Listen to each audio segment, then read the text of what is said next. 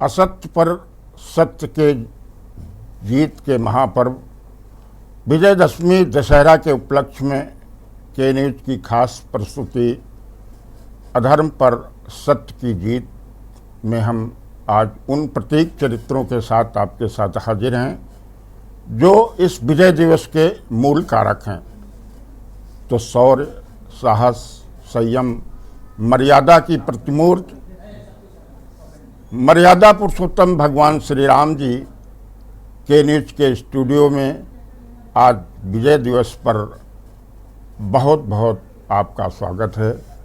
मैं बुंदेलखंड के प्रमुख राम अभिनेता हरिकेश तिवारी जी का इस स्टूडियो में राम के रूप में बहुत बहुत स्वागत करते हैं और साथ ही मोक्ष दिवस पर दशानन रावण जय भोलेनाथ की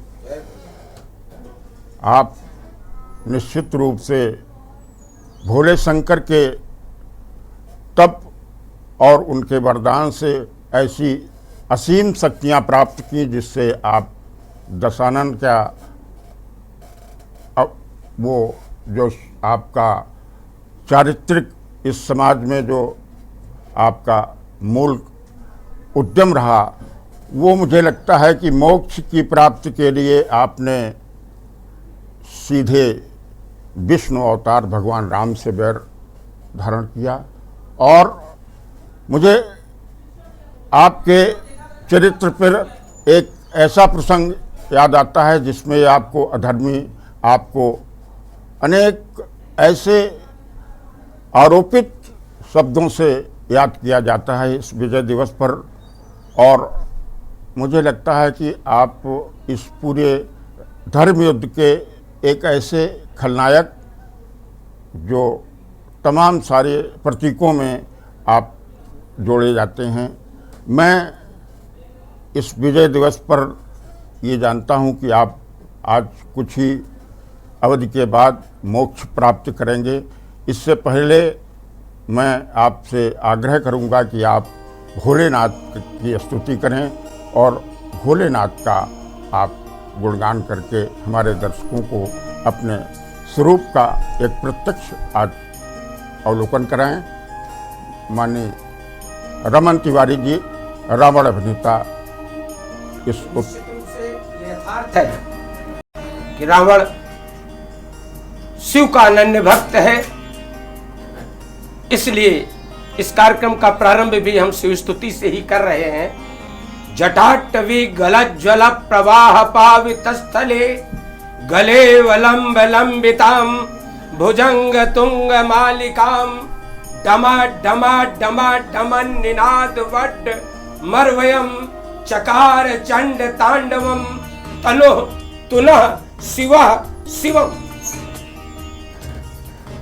निश्चित रूप से आपने अपने गुरु भगवान भूतनाथ का आह्वान करके इस कार्यक्रम का शुभारंभ किया। मैं ये मानता हूँ कि अगर आपके गुरु भगवान शिव हैं, मर्यादा पुरुषोत्तम भगवान श्री राम, आपने भी रावण का वध करने से पहले उपासना के बाद आपने उस आदि शक्ति पूजा की।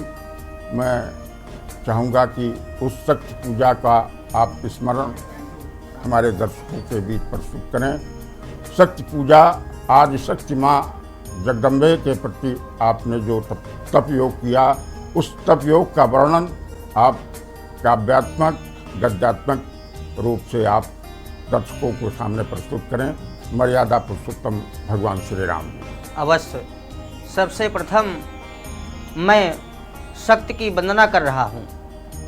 खड्गम चक्र गदेषु चाप परिघांचूलम भुषुंडीम शिरः शंखम संदधतीम करैस्त्रिनयनाम सर्वांग भूषावृताम नीलास्मि द्युतिमास्य पाददशकाम सेवे महाकालिकाम यामस्तौ स्वपितौ हरौ कमलजौ हंतुम मधुम कैटभम। निश्चित रूप से शक्ति के बिना इस संसार में कुछ भी संभव नहीं है, क्योंकि ये जितना भी संसार बना है ये शक्ति की ही देन है। आदि शक्ति जह जग उपजाया सो अवतरी मोर यह माया। आदि शक्ति के द्वारा इस संसार की रचना की गई है। भगवान स्वयं ये अपने मुख से वर्णन करते हैं। तो कोई भी कार्य किया जाता है तो उसमें शक्ति की आराधना करना विशेष करके शुभदायक है। प्रमुख रूप से ये नियम होता है कि शक्ति की आराधना करनी चाहिए। और शक्ति पूजा के साथ आपने दशानन का वध किया, और मैं ये मानता हूँ कि उस वध के पूर्व आपने शक्ति आराधना के साथ जो शक्ति अर्जित की, उस शक्ति अर्चना के साथ आप कहते हैं आप भी भगवान भोलेनाथ का स्मरण करते हैं और भोलेनाथ आपका स्मरण करते हैं। तो भोले के आप दोनों भक्त हुए, और भक्त में इतना वैर कि वध के अलावा आपको कोई विकल्प नज़र नहीं आया, और आपने आखिर दशानन का वध किया। मर्यादा पुरुषोत्तम भगवान श्री राम समाज आपसे आपकी राममय विचारधारा के जरिए इस आधुनिक समय में जो मायावी रावण के तमाम सारे लक्षण चरित्रों में उपस्थित हैं, उन चरित्रों को का दमन करने के लिए आपसे कुछ आपके मुखारबिंद से कुछ काव्यात्मक कुछ संदेश वाहक कुछ ऐसी बातें सुनना चाहता है हमारे दर्शक। आप कुछ ऐसी प्रस्तुति जी अवश्य। जैसा कि आपने कहा कि रावण और श्री राम ये दोनों शिव भक्त थे, ये बात आपकी बिल्कुल यथार्थ है। दोनों ही परम शिव के ही भक्त थे। अब रही बात राम के रावण की बुराई की, तो इसमें प्रभु श्री राम की बुराई का कारण रावण नहीं, श्री राम की बुराई का कारण है अधर्म।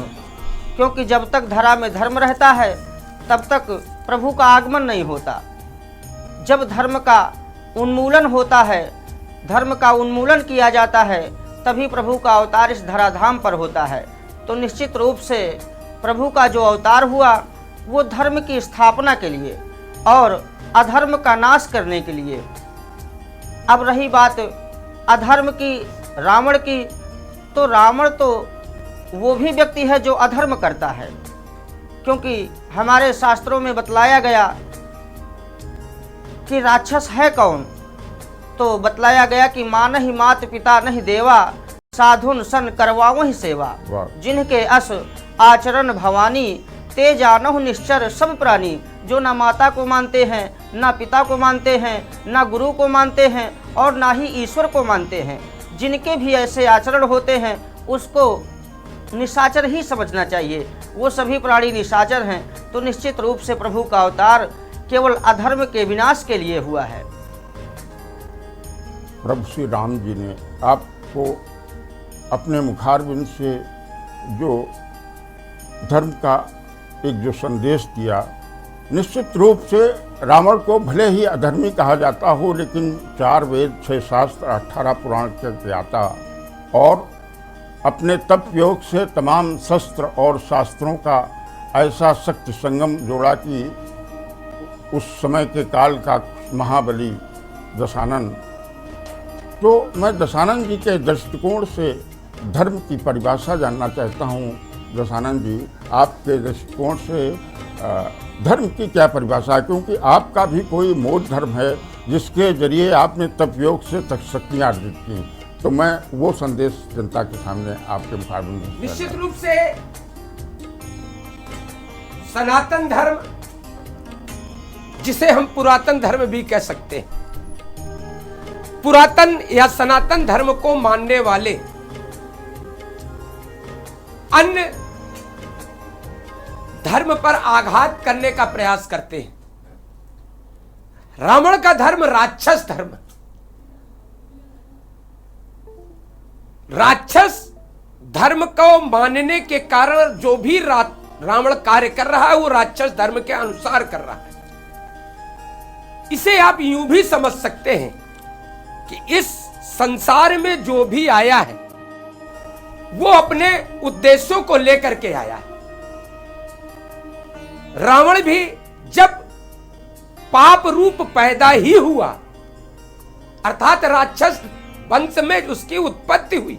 उपजव जदप पुलस्त कुल पावन अमल अनूप तदप महिषुर साप बस भये सकल अगरू।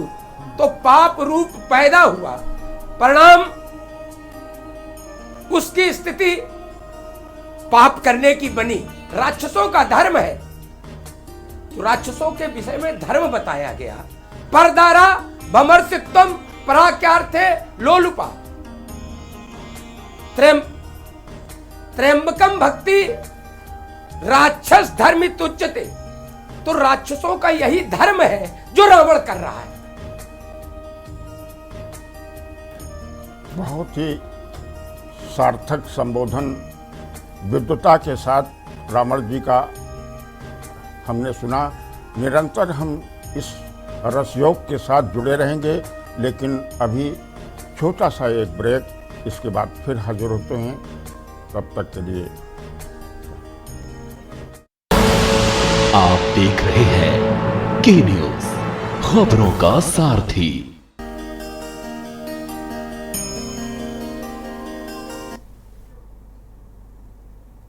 ब्रेक के बाद अधर्म पर सत्य की जीत के इस खास प्रस्तुति में एक बार आपका फिर स्वागत है। ये राम और रावण का युद्ध क्षेत्र आपके सामने प्रस्तुत है। इस प्रस्तुति में राम रावण युद्ध क्षेत्र के अवधि में जो उनका वाक्य युद्ध है और जो उनकी प्रस्तुति है, वो हमारे दर्शकों के सामने प्रस्तुत करें। मर्यादा पुरुषोत्तम भगवान श्री राम और महाबली दशानन।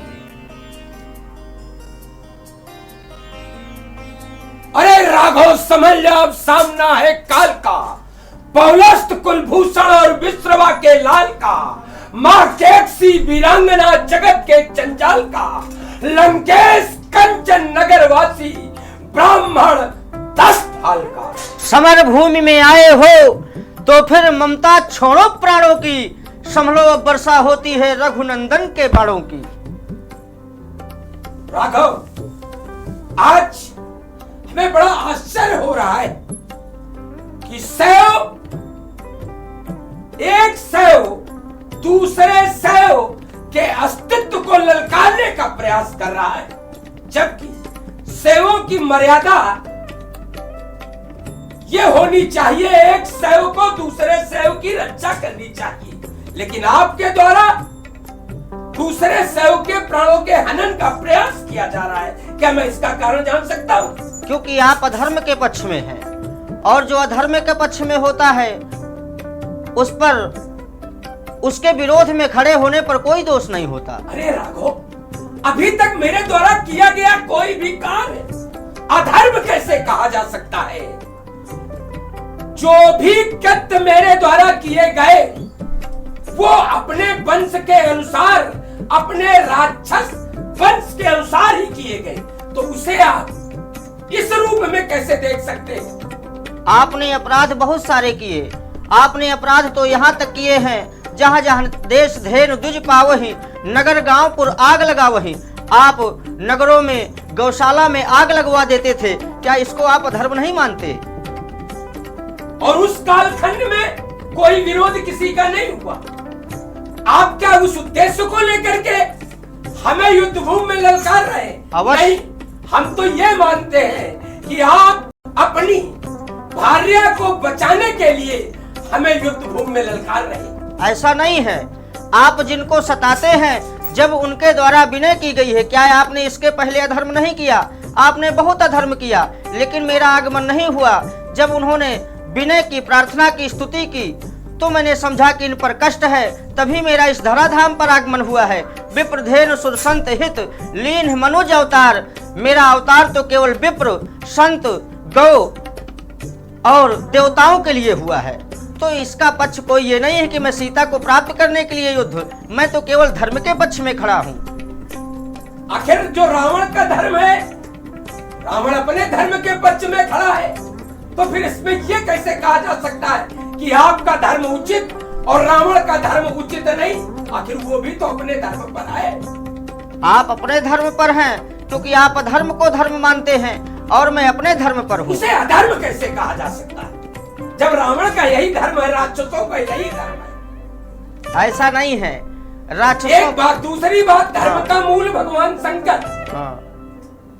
धर्म के मूल भगवान शंकर, मूलम धर्म तरोर विवेक जलति पूर्णेन्दु मानंदम वैराग्यम भुजभास्करम है गगनद्वार तापहम तापहम मोहम भूधर भूग पाटन विदो स्वासंभवम शंकरम वंदे ब्रह्मकुलम कलंक समनम।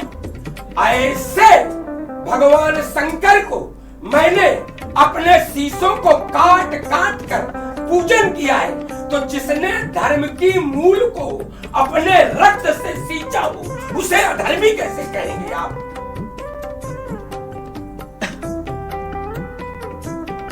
दशानन, आपने जो बताई कि मैंने अपने शीशों को काट काट कर भगवान शंकर पर समर्पित किए हैं, क्या आप ये क्या मानते हैं? ये आपके दृष्टि में ये धर्म है आपका? अगर वो धर्म के मूल है और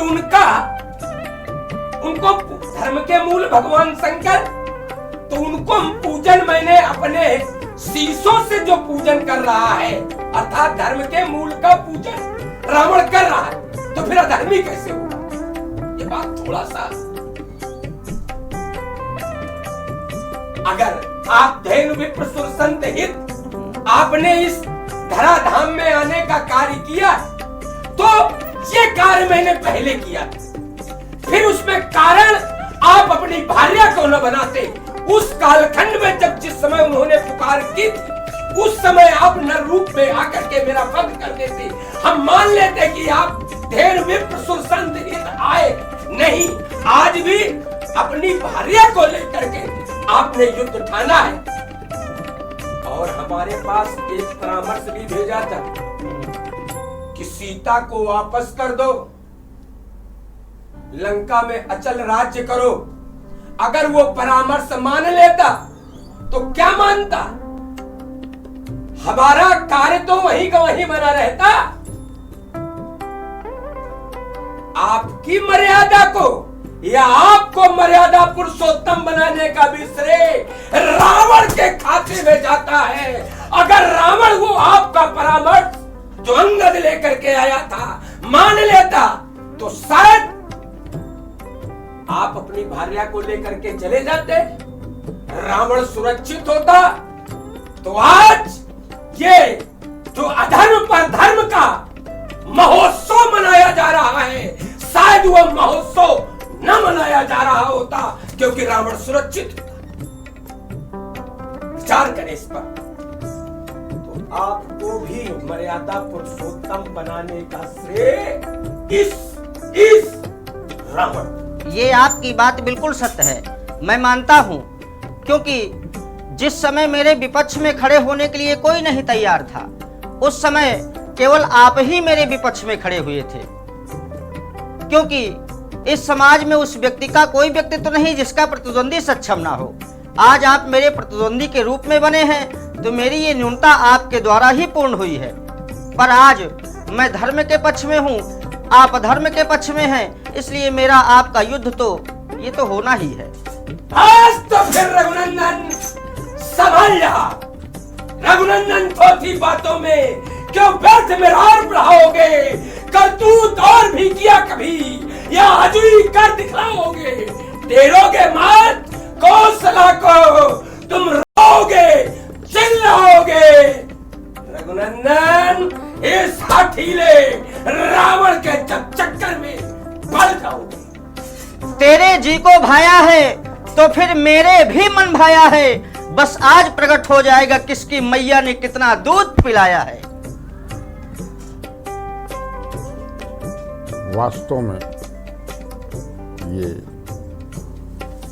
महायुद्ध और वाक्य युद्ध निश्चित रूप से लुभावना और संदेशपरक विजयदशमी के पर्व पर इन दोनों विभूत कलाकारों को बहुत बहुत शुभकामनाएं। और विजयदशमी का ये महापर्व इसी तरह से हम आपके बीच प्रसंगों के साथ हम आपकी भावनाओं से जुड़ता रहे, इसके लिए मैं कुछ और ऐसी प्रस्तुतियाँ जो दशानंद जी इस समाज को संदेशपरक ऐसी बातों से अवगत कराएं जो मैं तुम्हें इस समय इस स्थिति में युद्ध भूमि में देख रहा हूं। मैं तो रथ पर आरूढ़ हूं और तुम बिना रथ के। मेरा मानना यह है प्रीत विरोध समान सन। मैं रथ पर आरूढ़ हूं और तुम्हारे पैरों में पत्राण भी नहीं है। इन स्थितियों में तुम मुझसे कैसे युद्ध करोगे? तुम मुझ पर कैसे विजय प्राप्त कर सकते हो?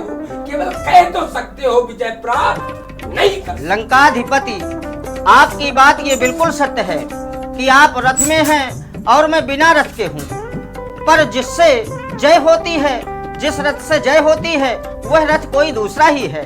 और वह दूसरा रथ है आपके पास? हाँ, और वह रथ कौन सा है ये ध्यान से सुनना। सौरज धीरज तहिरथ चाका, सत्यशील दृढ़ ध्वजा पताका। शौर्य और धैर्य ये रथ के विशाल दो पहिए हैं जो सत्यशील दृढ़ इनकी ध्वजा पताकाएं हैं। बल विवेक रूपी घोड़े हैं, बल विवेक दम परहित घोड़े। बल विवेक दम और परहित ये चार उस रथ के घोड़े हैं जो क्षमा कृपा समता रज जोड़े, जो क्षमा कृपा समता रूपी मजबूत रस्सी से जुड़े हुए हैं। ईश भजन सारथी सुजाना, ईश्वर का भजन चतुर सारथी है। विरति चर्म संतोष कृपाना, वैराग्य ढाल है और संतोष कठिन कृपाण है। दान परशु बुद्धि शक्ति प्रचंडा, बर विज्ञान कठिन को दंडा। दान फरसा है, बुद्धि प्रचंड शक्ति है, श्रेष्ठ विज्ञान कठिन धनुष है।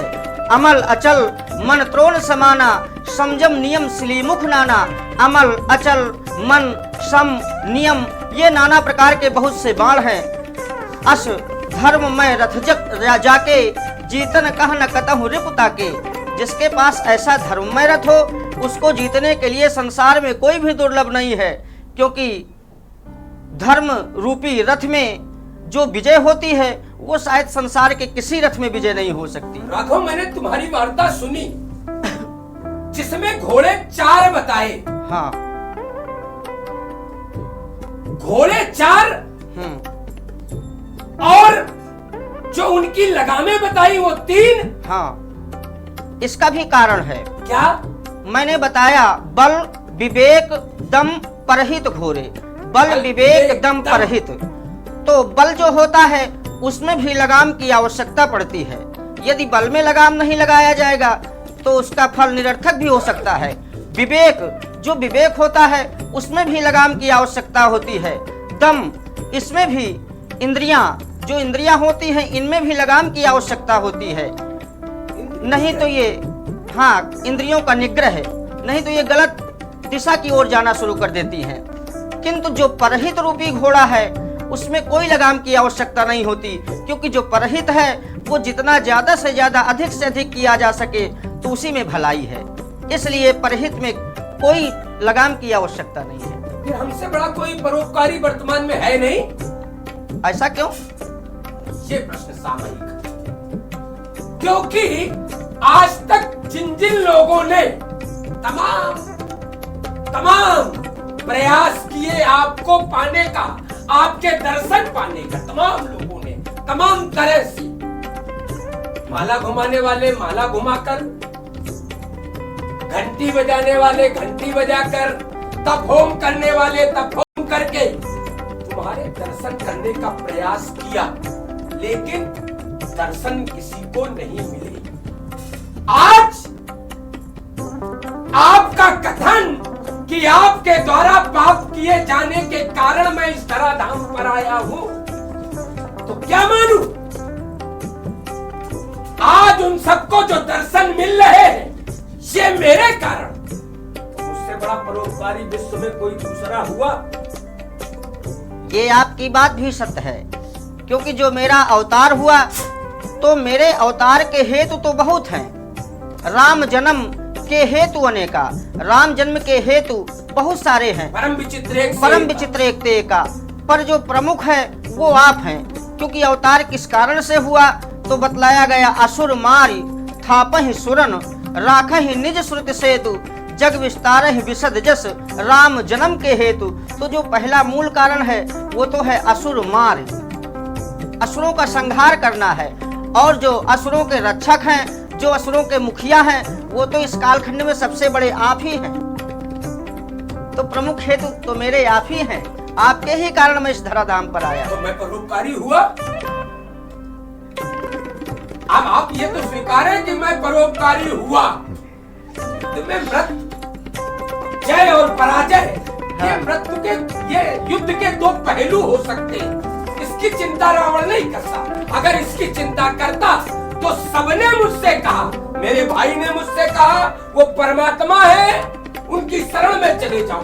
मेरी भार्या ने मुझे समझाने का प्रयास किया, वो परमात्मा है, उनकी शरण में चले जाओ। यहाँ तक जिसने मुझे रावण बनाया, माल्यवन,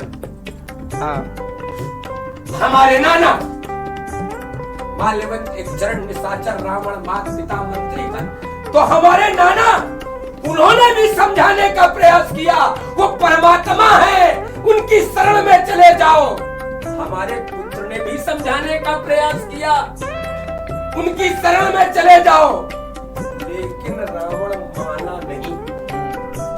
अगर मुझे किंचित मात्र भय होता तो शायद हमारी जगह कोई दूसरा होता, कोई वीर होता तो आपकी शरण में आ जाता। लेकिन मैं वीर हूं, भीरू नहीं, वीर हूं। तो हमने सोचा ठीक वही, कवि वही जो निज कविता में भाव भरे तूफानी, और वीर वही जो भेंट चढ़ाते चढ़ती हुई जवानी। लगा रहता है। अगर घर पर एड़ियां रगड़ रगड़ कर मरने से अच्छा युद्ध भूमि में, और जिसे लोग परमात्मा कहते हैं, सब परमात्मा कह रहे हैं। सोचो जरा, रावण का विरोध घर पे, बाहर, भाई, गोद, जब सब विरोधी हो, और उन परिस्थितियों में भी रावण सजग आज आपके सामने युद्ध भूमि में उपस्थित है, जरा सोचे। तो फिर अब इस बात को बिल्कुल भी दिमाग से निकाल दो, क्योंकि आपने कहा वीर वही जो सम्रांगण में भरे भाव तूफानी, सूर वही जो सम्रांगण में भरे भाव तूफानी, और वीर वही जो भेंट चढ़ा दे चढ़ती हुई जवानी। अवश्य आप वीर हैं, इस बात को मैं मानता हूं, परंतु सिद्धांत एक ये भी कहता है, अब यदि आप समरभूमि में आ गए हैं तो युद्ध तो मेरा आपका निश्चित है।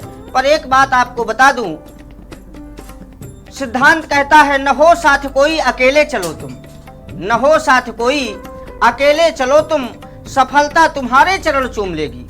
अगर उग सको तो उगो सूर्य से तुम, प्रखरता तुम्हारे चरण चूम लेगी। अगर बन सको तो पंछी बनो तुम, प्रवरता तुम्हारे चरण चूम लेगी। अगर जी सको तो जियो जूझ कर तुम, तो मेरा विश्वास कहता है अमरता तुम्हारे चरण चूम लेगी। इस संबंध में तुमने बहुत अच्छी चूंकि बात कही है, तो राघव मैं एक बात कहता हूं, और वो एक समाज के लिए संदेश भी है। वो हृदय चाहिए, वो हृदय चाहिए, बाधाओं में झुक न सके, बाधाओं में रुक न सके, जो दमन भार से झुक न सके, जो स्वयं सुलग कर ज्वाला भर भर हृदय में आग लगाता, मोह निशा का तिमिर जलाता, अंगारों सा धड़क रहा हो, वो शोर चाहिए। हाँ, हृदय चाहिए।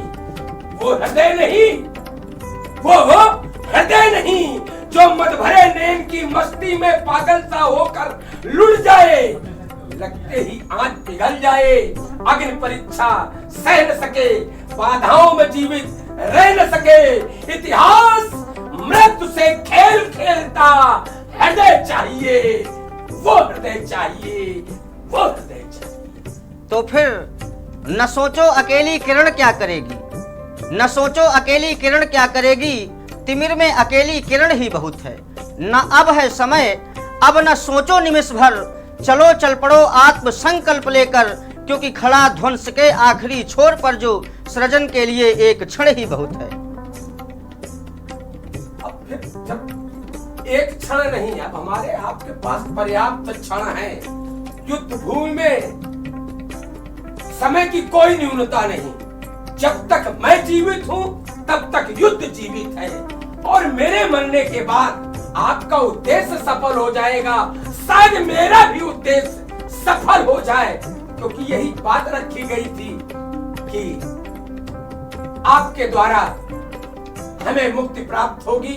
तो हम यही समझते हैं, ये प्रश्न भी आया था। तो हमारा तब तक युद्ध भूमि में जब तक मैं हूं तब तक समय ही समय है, समय की कोई न्यूनता नहीं।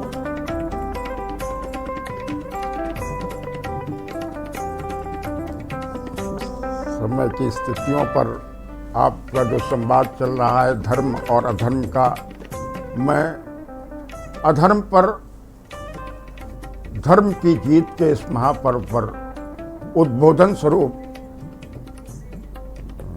और इसी प्रस्तुति में हम आपके साथ लगातार जुड़े रहेंगे। तब तक एक लेते हैं एक छोटा सा ब्रेक, फिर हाजिर होते हैं आपके सामने प्रस्तुति के साथ।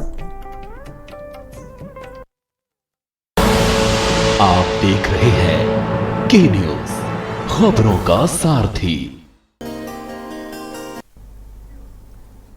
के न्यूज की इस खास प्रस्तुति में ब्रेक के बाद एक बार फिर हम हाजिर हैं आपके सामने, और मैं युद्ध भूमि की ही के दृश्यों से जुड़े हुए थे। युद्ध भूमि में दशानन जो अट्टहास के साथ एक भयंकर प्रलाप से अब तमाम सारी सेना को ऐसा भयग्रस्त कर देता था। मैं उसी प्रस्तुति के साथ दशानंद जी से आग्रह करूंगा कि वो प्रस्तुति जिस अट्टहास से आप ऐसा भय उत्पन्न करते हैं और तमाम सेना को अपने मनोवैज्ञानिक प्रभाव से पराजित करने का प्रयास करते हैं, मैं वो अट्टहास आपके सामने प्रस्तुत करवाना चाहता हूँ।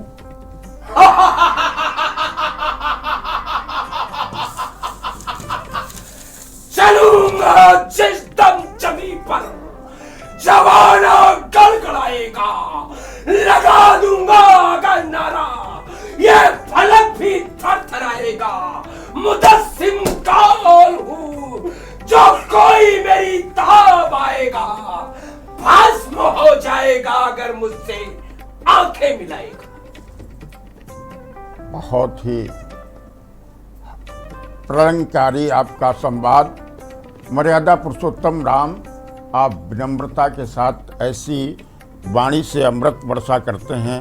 मैं उद्बोधन में संदेश परक समाज के लिए वो अमृत वर्षा आपके वाणी के जरिए दर्शकों के सामने प्रस्तुत करवाना चाहता हूँ। आप उससे जुड़िए, उस भाव दर्शन की गीतात्मक शैली से आप जुड़िए। मर्यादा पुरुषोत्तम भगवान श्री राम। दशानन जी, आपने जो अपनी प्रभुता का बखान किया वो सत्य है, पर अपने ही मुख से अपनी प्रभुता का बखान करने से सुयश नष्ट होता है। इस संसार में 3 प्रकार के पुरुष होते हैं। जनि जल्प ना कर सुजस ना सही, नीति सुनहि करहि क्षमा।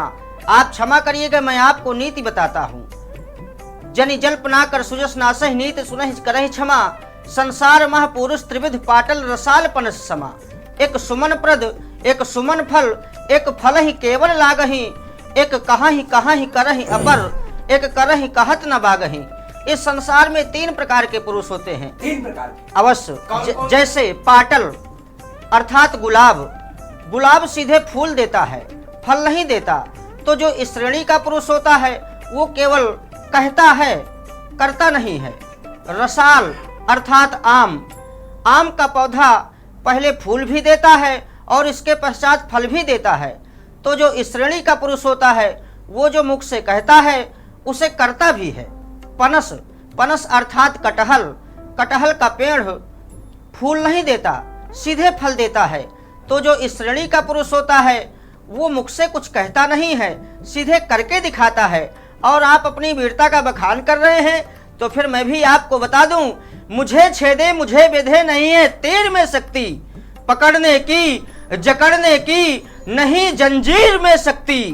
मुझे ऊपर उठाने की नहीं उस वायु में शक्ति, जलाने की तपाने की नहीं है आग में शक्ति, अरे मुझे डसकर सुलाने की नहीं उस नाग में शक्ति। क्या दशानंद जी, इसके परोक्ष में आप कुछ संदेश परक समाज से जुड़ने का एक गीतात्मक भाव जागृत करेंगे? अवश्य, क्योंकि आज हम सबसे पहले आज रावण के रूप में खड़े हैं और हमारा अंत अभी कुछ समय बाद होगा, ये भी हम जानते हैं। लेकिन समाज में सबसे पहले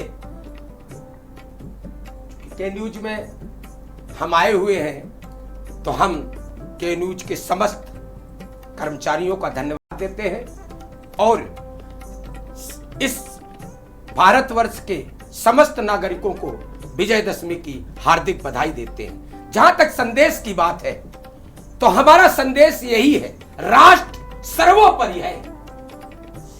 राष्ट्र से बड़ी कोई पूजा हो नहीं सकती। उसका सबसे बड़ा उदाहरण हमारा भाई विभीषण, भले ही वो राम जी का भक्त रहा हो, लेकिन उसे कभी अच्छी दृष्टि से देखा नहीं गया। जब भी विभीषण का नाम आया तो ग्रह उजाड़ने वाले के रूप में ही उसे जाना गया। यदि मैं समाज को एक बहुत बड़ा उदाहरण दे रहा हूं कि यदि कोई अपने पुत्र का नाम रावण नहीं रखना चाहता है, तो यह भी सत्य है कि कोई अपने पुत्र का नाम विभीषण भी रखना नहीं चाहता है। जबकि वो राम भक्त था, उसके प्रति संवेदना होनी चाहिए, लेकिन उसके प्रति यही होता है, जाई निकारो गेहते तो क्यों न भेद कई दे। इसलिए सर्वोपरि राष्ट्र सर्वोपरि है। राष्ट्रद्रोही कभी पूजित नहीं हो सकता।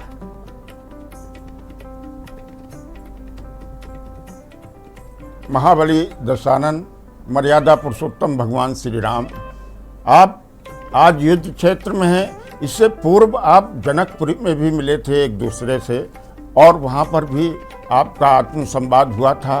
तो वो जो भाव दर्शन है, वो जनता के सामने जनकपुरी में आपके मिलन का जो हुआ था, उस समय आपने आज की मनस्थिति को लेकर के जो आप आपस में विचार विनिमय किया था, वो विचार विनिमय हमारे दर्शकों के सामने प्रस्तुत करें। दोनों जो जनकपुरी में विचार विनिमय किया था, उसी का परिणाम यहाँ पर है। शायद इसी के लिए निमंत्रण मैंने वहां दिया था, और आज उस निमंत्रण को स्वीकार करके राघव हमारी लंका में उपस्थित है। इस संबंध में हम केवल एक बात कहना चाहेंगे कि कुछ धर्म ग्रंथों में ये दर्शाया गया है, बाकी ये यथार्थ में नहीं है। हाँ, लोक नाट्य कला मंच के हिसाब से, कला मंच के हिसाब से ये दर्शाया जाता है। तो ये सही है कि जो वहां मैंने किया था, जो निमंत्रण दिया था, जो मैंने बुलाया था, आज उसी का परिणाम स्वरूप राघव लंका में उपस्थित और हमारे सशक्त शत्रु के रूप में या हमारे मुक्तिदाता के रूप में आज समरांगण में हमारे सामने। वो भाव संवाद आपका दर्शक आपसे मुख से सुनना चाहते हैं कि वो भाव संवाद क्या था जनकपुरी के उस रंगभूमि में।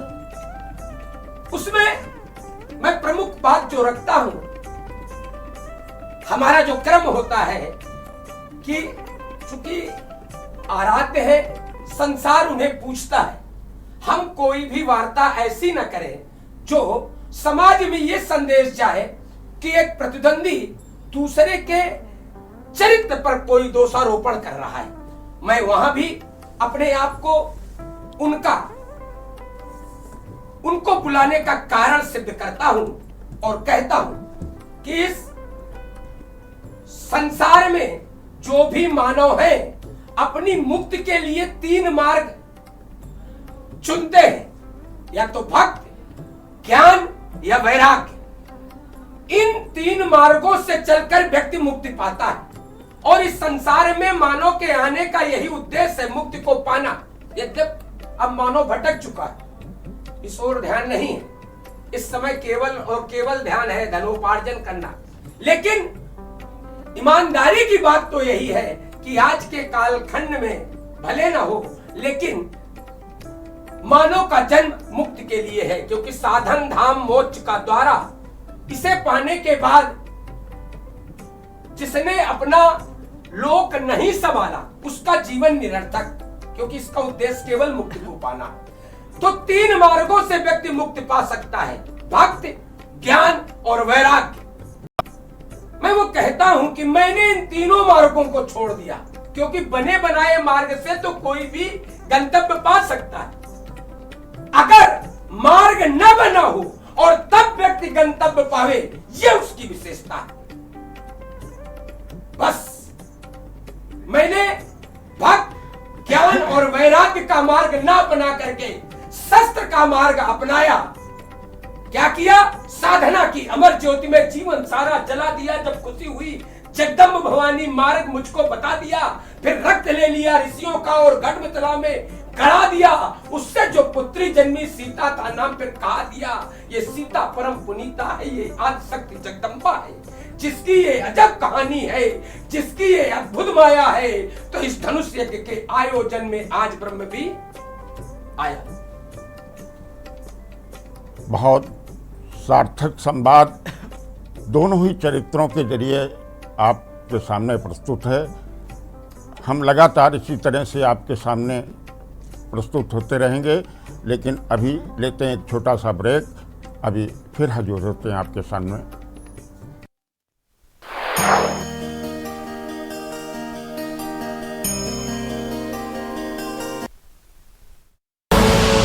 आप देख रहे हैं के न्यूज, खबरों का सारथी।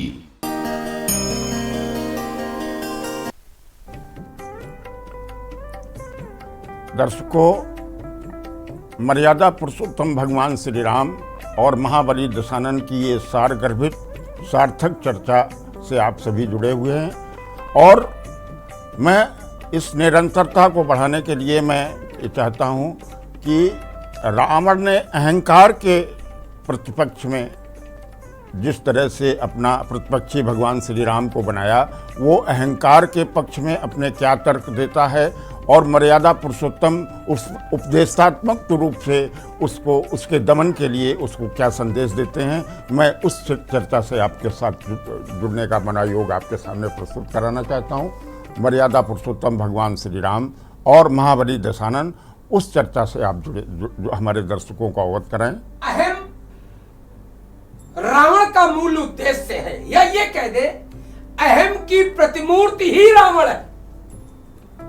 अगर रावण से अहम हटा दिया जाए, रावण ऋण अहम बराबर मानव, या मानव धन अहम बराबर रावण। रावण किसी व्यक्ति का नाम नहीं, रावण किसी व्यक्तित्व का नाम नहीं। जिसके अंदर अहम है वही रावण। आज ना रावण, घर घर में रावण है। अगर उस कालखंड में मैंने अपने भ्रात विभीषण के लात मारकर घर से निष्कासित किया था, आज शायद इसकी पुनरावृत्ति हर घर में हो रही है।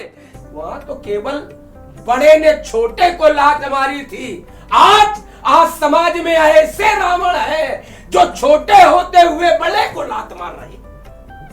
आखिर प्रभु आप कैसे इन रावणों का नाश करेंगे? हमें तो मार लोगे, लेकिन आखिर वो कब दिन आएगा जब इन रावणों का नाश होगा? क्योंकि रावण यत् तत् सर्वत्र, जिधर भी दृष्टि डालो रावण है। चाहे वो न्याय के क्षेत्र में हो, चाहे वो राजनीति के क्षेत्र में हो, और चाहे सामाजिक क्षेत्र में हो, हर जगह रावण है। आखिर आप उधर आपकी दृष्टि नहीं जाती है क्या? आपकी दृष्टि उधर भी जानी चाहिए। और अगर इस रावण को मारकर उस रावणों को अगर नहीं मार पा रहे हो तो फिर तो रावण जिंदे हैं, मर कहां रहे? देखिए, ऐसा है, आपने कहा कि केवल मेरा वध करने से अधर्म समाप्त नहीं हो जाएगा, क्योंकि केवल मैं ही रावण नहीं हूं, यहां तो घर घर रावण हैं। उनका कैसे उद्धार होगा? आप कैसे अपने धर्म का निर्वाहन करेंगे? एक बात बता दूं आपको लंकेश्वर, इसके पहले भी मेरे बहुत अवतार हुए, और जो भी अवतार हुए तो वो किसी न किसी हेतु के ही लिए हुए हैं और धर्म की स्थापना के लिए ही हुए हैं। जैसा कि आज मेरा अवतार हुआ, आज मेरे विरोध में आप हैं तो मैंने ये अवतार लिया। और रही बात घर घर में रावण हैं, तो मेरा ये राम अवतार जो है, रामावतार, ये मेरा चरित्र समाज में इतना व्यापक हो जाएगा। इसके पहले जो मेरे जन्म हुए हैं उनका चरित्र अनुकरणीय नहीं रहा, क्योंकि कोई चरित्र ही नहीं हुआ इसके पहले। केवल जो मूल में था उसी के लिए भगवान का अवतार होता था। लेकिन जो ये मेरा रामावतार हुआ है तो इसमें मुझे नर लीला करनी है, तो मेरा चरित्र जो होगा वो अनुकरणीय होगा। और उस चरित्र का प्रभाव ये होगा कि घर घर ज्ञान भक्ति की गंगा प्रवाहित होगी। और जो वो घर घर रावण हैं तो केवल रावण नहीं, आप देखें तो आपको उसी घर में, यदि घर में कोई 2 रावण मिलेंगे एक घर में, तो फिर इस बात को मैं पूरे विश्वास के साथ कहता हूं कि उस घर में एक राम जरूर मिलेगा। तो उनका विनाश स्वयमेव होगा। बस ये है कि वो सामने प्रत्यक्ष दिखाई नहीं देगा, वो अप्रत्यक्ष रूप से होगा, लेकिन विनाश संभव है, ये असंभव नहीं है। और आने वाले और आगे समय में, कालखंड में जब कोई ऐसी आवश्यकता पड़ेगी तो फिर से मैं अवतार लूंगा, ये मैं वचन देता हूं। किंतु धर्म की रक्षा अनवरत चलती रहेगी, अनवरत होती रहेगी, और अधर्म का नाश होता रहेगा। एक बात समझ में नहीं आ रही राघव, इसके पूर्व जब आप अवतारों की चर्चा कर रहे हैं, इसके पूर्व जब जब आपने अवतार लिया, अकेले अवतार ले लिया, मीन, कमट, सूकर, नरहरि, वामन, परशुराम, आपने अकेले अवतार ले लिया। लेकिन इस बार आप त्रिदेव, तीनों देव धराधाम पर आए। क्या इसका कारण ये मानूं, अकेले आपसे ये काम नहीं हो रहा था? आप कहते हैं अभ्युत्थानम धर्मस। हाँ, तो आज 2 लोगों की आवश्यकता क्यों? साथ में दोनों सहयोगियों को साथ में क्यों? ये बात थोड़ी कम समझ में आ रही। देखिए लंकेश्वर, मैं आपको बताना चाहता हूं कि यदि किसी एक ही काम के लिए अवतार लिया जाता है तब तो मैं अकेले पर्याप्त हूं, लेकिन जो मेरी लीला है वो लीला सार्थक नहीं होती, लीला मैं अपनी कर ही नहीं पाता। इसलिए जरूरत पड़ी अंशों की, तब अनशन सहित मनुज अवतारा। अंशों की आवश्यकता पड़ी तब मैंने अवतार लिया। और मैंने जिस कुल में अवतार लिया तो वो राजकुल था, राजघराना था। अगर मैं चाहता तो अयोध्या की ही इतनी विशाल सेना थी कि मैं उस सेना को ही लेकर आक्रमण करता और आपका विनाश हो जाता, संपूर्ण कुल का। लेकिन मैंने ऐसा नहीं किया। अब मैं आपको ये बता रहा हूं कि मैंने क्यों ऐसा नहीं किया। अगर मैं अपनी सेना को लेकर जाता तो जहां जहां से भी न मैं निकलता तो वहां के लोग मेरे विरोध में हो जाते, क्योंकि उस समय सैन्य हानि होती, जनहानि होती युद्ध में। तो मैंने ऐसा नहीं किया। मैंने किया क्या कि मैं अकेले निकला और जहां भी जितने सताए हुए मानव थे, वानर थे, पशु थे, मैंने उनको अपने सैन्य में शामिल किया। जितने भी आपके द्वारा सताए हुए, राक्षसों के द्वारा सताए हुए मनुष्य थे, मैंने उनकी एक सैन्य शक्ति अर्जित की, सैन्य शक्ति तैयार की, और उसी सैन्य शक्ति के माध्यम से मैंने लंका पर चढ़ाई की। तभी आज उसका फल ये निकला कि आज मेरे विरोध में कोई भी नहीं है, जो भी हैं मेरे पक्ष में ही है, जबकि आपके विरोध में सारा संसार है, लेकिन राम के विरोध में आपको एक भी व्यक्ति नहीं मिलेगा। इसका मूल कारण केवल यही है कि मैंने अंशों के सहित जन्म लिया है। मेरा मानना इससे कुछ पृथक है। हाँ, मैं इसमें एक अपनी हो सकता है ये सोच हमारी व्यक्तिगत भी हो, इसमें हमारी एक अलग सोच है कि इसके पूर्व आपने जब अवतार लिया, अकेले अवतार लिया और उस जो भी महादानव, महादैत्य, महाधर्मी था उसको समाप्त किया। उसमें मीन, कमट, सूकर, नरहरि, वामन इत्यादि। लेकिन रावण के लिए आप त्रिदेवों ने जन्म लिया। उसका कारण मैं ये सोचता हूं, हाँ। चतुरानन, धन पंचानन, चतुरानन अर्थात ब्रह्मा, पंचानन अर्थात भगवान शंकर और एकानन स्वयं विष्णु। तो चतुरानन, धन पंचानन, धन एकानन बराबर दशानन, तब मिलकर के ये भी आपकी बात सत्य है, परंतु एक बात इसमें और भी है। मैं आपको बता दूं, आपके मन में एक संशय ये भी रहा है, क्योंकि जब आप श्राप के कारण राक्षस हुए तो कई बार अवतार हुआ, लेकिन आपकी मुक्ति नहीं हुई। मुकुत न भये हते भगवाना, भगवान के द्वारा कई बार विनाश किया गया किंतु उद्धार नहीं हुआ। तो फिर मुझे वो रूपरेखा बनानी पड़ी कि अरे उद्धार कैसे होगा। तो मैंने अवतार लिया, और मैं हूँ कौन, ये संशय दूर करने के लिए आपका मैं आपको बता दूं, मैं भगवान नहीं हूं। मैं हूं कौन? उपजहि जासु अंश ते नाना, विष्णु बिरंचि शंभु भगवाना। जिसके अंश से ब्रह्मा, विष्णु, महेश ये सभी उत्पन्न होते हैं, मैं उनको उत्पन्न करने वाला हूं। तो अब निश्चित है कि आपको मोक्ष ही मिलेगा, आपकी मुक्ति होगी। अगर हम इसमें अपना चिंतन दें, हाँ। व्यक्तिगत चिंतन है हमारा कि जिनको मोक्ष न मिली वो कालखंड, क्योंकि पहला रावण जय विजय, अगर जय विजय से जोड़ करके आप चलेंगे तो ये बात ठीक है। हाँ। लेकिन यहाँ तो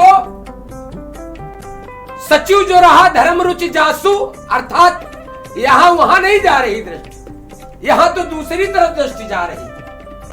ये चौथा रावण प्रताप भानु के रूप में जो पैदा हुआ, उस रूप में मैं हूं, तो वो ठीक है, आपकी अपनी व्यक्तिगत सोच हो सकती है, हमारी इससे सोच कुछ पृथक है। हाँ, एक बात मैं फिर कहूंगा कि अगर ये रावण स्वाभिमान के साथ जिया है और स्वाभिमान के साथ मरेगा, बस इसी निर्णय के साथ मुक्ति मिले न मिले इसकी कोई चिंता नहीं। लेकिन ये रावण का स्वाभिमान है, लोग कह देते हैं अभिमान है, लेकिन यही, हाँ ये सही है कि अति स्वाभिमान भी अभिमान का रूप होती है, हम इसे स्वीकारते हैं। अति स्वाभिमान भी अभिमान का रूप होती है, तो ये इसे आप अभिमान मान सकते हैं, दूसरा अभिमान मान सकते हैं, लेकिन रावण का ये स्वाभिमान है। मैं जब तक नहीं चाहूंगा तब तक आप चाहे जितना प्रयास करें, मुझे मार नहीं सकते।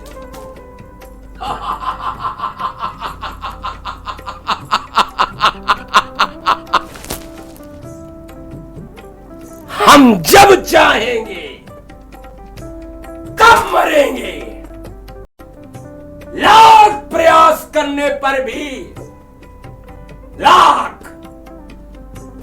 प्रयास करने पर भी हे राम पसीना आएगा, मस्तक पर श्रम बिंदु झलक आएंगे, दरकत से तीर निकालते निकालते चुटकियों में फफोले पड़ जाएंगे, तब भी रावण मरने वाला नहीं।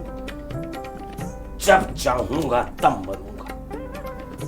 जब तलक चाहूंगा तब तलक मैं इस धराधाम पर बना रहूंगा। इस बात को आप इतने आत्मविश्वास के साथ कैसे कह पा रहे हैं कि मैं जब चाहूंगा तभी मैं मरूंगा? ये मैं कुछ समझा नहीं। ये इसी अपन यही आत्मविश्वास है। इसी आत्मविश्वास के बल पर तो ये यात्रा की।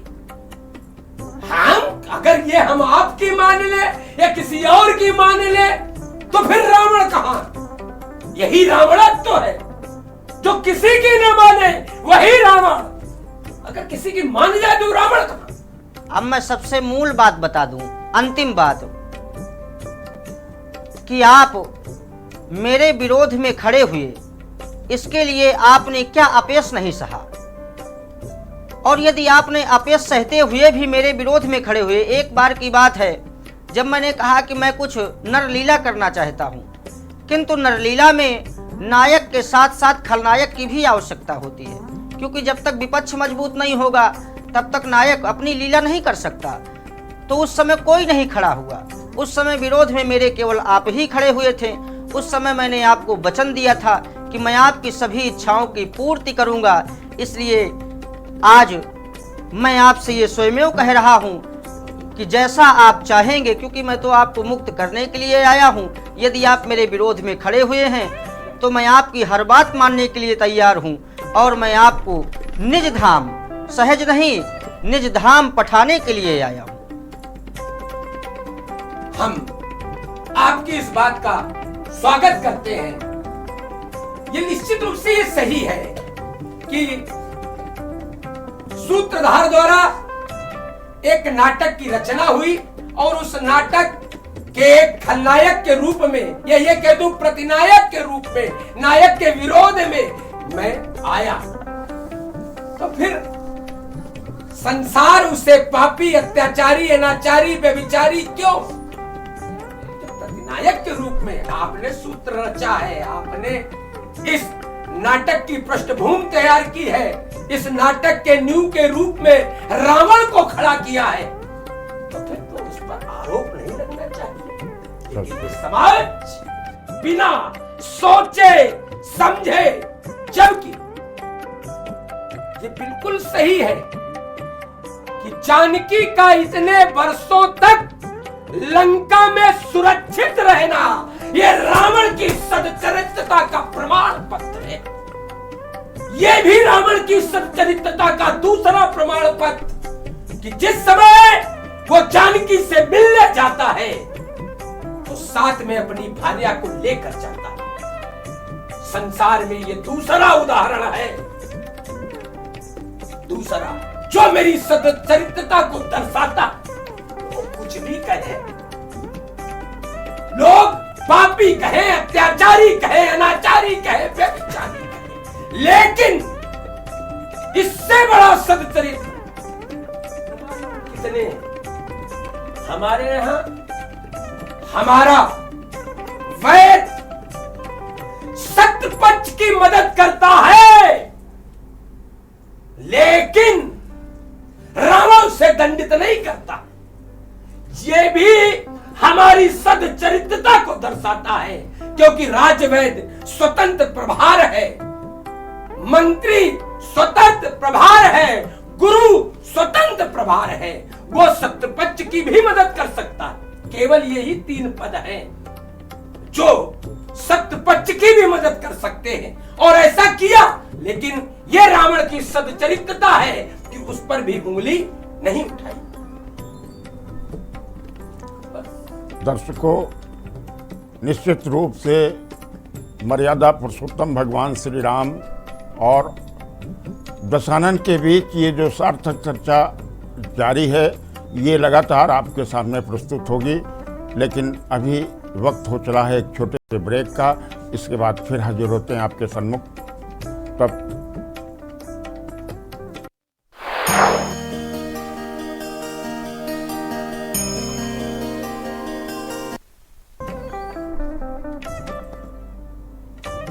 विजय महापर्व पर मर्यादा पुरुषोत्तम भगवान श्री राम, जिनकी विचारधारा से एक ऐसा सुशासन जिसमें सभी खुशहाल, सभी प्रसन्न होते हैं। मैं मर्यादा पुरुषोत्तम भगवान श्री राम जी से राष्ट्र के नाम कुछ संदेश की याचना करते हुए आप दर्शकों के सामने इस प्रस्तुति को लगातार निरंतर बढ़ाना चाहते हैं। मर्यादा पुरुषोत्तम भगवान श्री राम राष्ट्र के नाम संदेश आप प्रस्तुत करें। देखिए, पहले तो मैं अपने समस्त देशवासियों को दशहरा पर्व की हार्दिक शुभकामनाएं प्रेषित करता हूं। सभी का जीवन मंगलमय हो, इसी कामना के साथ आप सभी लोगों को एक विशेष संदेश देना चाहता हूं। आप बड़े भाग्यशाली हैं जो आपका जन्म इस भारत भूमि पर हुआ, क्योंकि आर्यावर्त में जन्म लेना ये बड़ा दुर्लभ है। बड़े भाग्य जब एकत्रित होते हैं, भाग्यों का उदय होता है, पुण्य एकत्रित होते हैं, तभी भारतवर्ष में जन्म मिलता है। क्योंकि हमारे जितने भी आराध्य परमात्मा हुए, ऋषि हुए, तपस्वी हुए, वो सभी भारत भूमि में ही है। भारत प्राचीन समय से ही एक तपोस्थली रहा है। तो सभी लोग बड़े श्रद्धा से अपने मातृभूमि के प्रति कर्तव्य निर्वहन करें, मातृभूमि के प्रति ईमानदारी से अपने अपने जो जिसका कर्तव्य है, कर्तव्यों का पालन करें। बड़े भाग्य से आपको ये मनुष्य शरीर मिला है, तो मनुष्य शरीर का सदुपयोग करें, क्योंकि मनुष्य शरीर का तात्पर्य केवल इतना नहीं है कि आप केवल विषयों में ही लगे रहें। मनुष्य शरीर मिलने का तात्पर्य ये है, क्योंकि नर्तन पाई विषय मन देही, तो पलट सुधा ते सठ विष लेही। यदि केवल हमारा मन विषयों में ही लगा रहेगा तो समझो कि हम अमृत को ठुकरा कर विष अपना रहे हैं। बड़ा अच्छा एक संदेश है। एक बात गोस्वामी श्री तुलसीदास जी महाराज ने कही है श्री रामचरितमानस में कि जो न तरह भवसागर नर समाज अस पाई, सो कृत निंदक मंद मति आत्मा हन गति जाए। जो ऐसी मानव समाज को पाकर भी अगर मान लो हमें भी भगवान पशु बना देता तो क्या हम कर्म कर पाते? हमें मानव देह मिली जो सर्वश्रेष्ठ योनि है, जिसकी कामना चराचर जीव के जगत करते हैं कि हमें मनुष्य योनि मिले, लेकिन ये उनको नहीं मिलती। आज हमको सहज में ही मिल गई। तो ऐसी मानव समाज को पाकर भी जो भवसागर से न तरे तो समझो वह वेदों में निंदित मंद बुद्धि और आत्महत्या करने वाले की गति को प्राप्त होता है। इसलिए एक ही शब्द कहना चाहता हूँ, जिस देश का दाना खाते हो, जिसका पीते हो पानी, एक बार सब मिलकर बोलो हम हैं हिंदुस्तानी।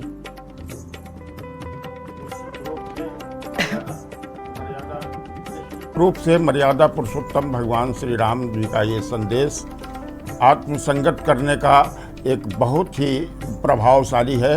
और इस अवसर पर दोनों ही चरित्रों ने अपने अपने पक्ष की, सत्य और अधर्म पर अपने जो पक्ष हैं, प्रतिपक्ष हैं, वो सारे प्रस्तुति की। और वो सारी प्रस्तुतियाँ आपके सामने बारी बारी से प्रस्तुत की। और इस अवसर पर विजयदशमी का ये उद्बोधन पर्व, इस अवसर पर के न्यूज का जो संदेश है, मैं वो के न्यूज का संदेश आपके सामने प्रस्तुत करते हुए और इस कार्यक्रम को विराम दूंगा कि कौन कहता है कि रावण मर चुका है, वह हम आपके बीच हमारा अपना बनकर जी रहा है। बेचारी जिंदगी को घोट घोट पी रहा है। मैंने उसे कई बार पुलिस की वर्दी पहने हुए थानों में देखा है, तभी तो मेरा यकीन जिंदा है। रावण कहीं बस्तियां लुटवाता है तो कहीं दंगे कराता है, और रावण कहीं बस्तियां लुटवाता है तो कहीं दंगे कराता है, और चुनाव में वही तो खड़ा हो जाता है। आप माने न माने, कल जब मैं विभिन्न कार्यशालाओं का भ्रमण कर रहा था तो होठों में सिगरेट दबाए मायावी रावण मुझे वहाँ भी मिला था। मैंने पूछा, आप यहाँ क्या कर रहे हैं भाई? वह बोला, यहीं से तो होती है मेरे जीविका की कमाई। काम काज का संचालक हूँ, सच्चे मायनों में योग्यता का पालक हूँ, रीत नीति से काम चला रहा हूँ, राम के वजूद को धकिया कर स्वजनों को फ्रंट पर ला रहा हूँ। यह सुनकर मैं सख्ते में आ गया, घोर चिंतन में समा गया। आखिर मेरे थके मन ने यही स्वीकारा कि रावण का हो रहा है सभी जगह गुजारा। अब विडंबनाओं को फैलाने से काम नहीं चलेगा।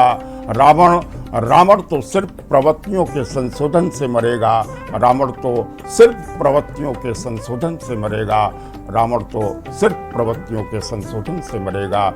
और इसी के साथ मैं इस कार्यक्रम को विराम देता हूं और फिर किसी विशेष अवसर पर इसी तरह कोई खास प्रस्तुति के साथ हाजिर होगा।